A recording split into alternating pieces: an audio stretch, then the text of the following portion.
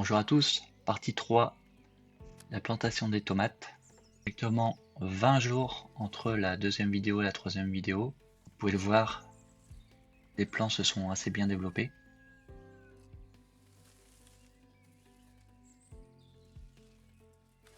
Alors voici le pied de tomate planté uniquement dans de la terre de jardin.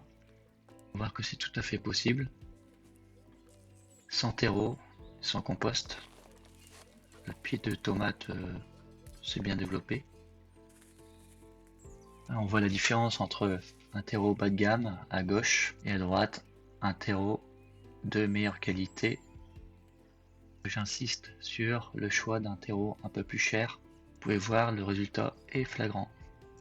Donc voilà le résultat entre deux pots, donc de petite taille et de grande taille. On peut voir le développement racinaire.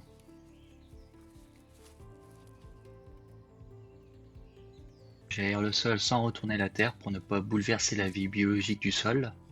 Alors j'ai oublié de vous dire, mais j'ai dépaillé aussi mon sol. J'ai tendance à le pailler surtout pendant les grosses chaleurs. Un peu de compost pour amender un petit peu la terre de la serre et également en mettre au fond du trou.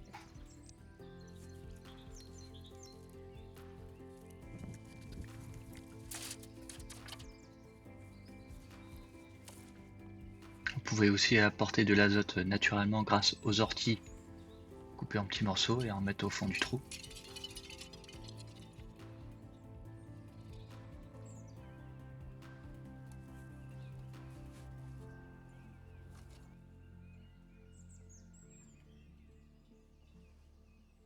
Aussi une nouvelle méthode d'arrosage cette année.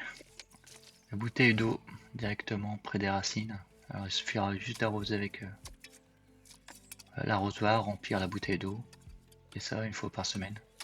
Et dans la quatrième partie de la vidéo, au moment de la récolte, j'expliquerai plus en détail pourquoi cette méthode là plutôt qu'une autre. Alors évidemment la bouteille d'eau n'est pas obligatoire, vous pouvez arroser comme vous avez l'habitude d'arroser. On peut voir que l'eau s'écoule assez rapidement.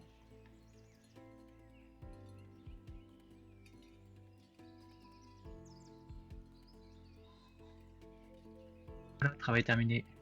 Tous les pieds de tomates sont plantés. Entre les rangs, on peut mettre des œillets d'Inde. C'est même fort conseillé. Si vous faites le choix de garder le paillage, faites très attention aux limaces. Elles raffolent vraiment des œillets d'Inde et vous risquez du coup de perdre beaucoup de plants comme ça. Une grande partie pour ça que je préfère faire le choix de ne pas utiliser de paillage au début de la plantation. Le sol aussi a tendance à se réchauffer un peu plus rapidement. Quand les grandes chaleurs arriveront, je vais pailler mon sol jusque le haut des bouteilles d'eau, ce qui permettra de garder l'humidité dans le sol.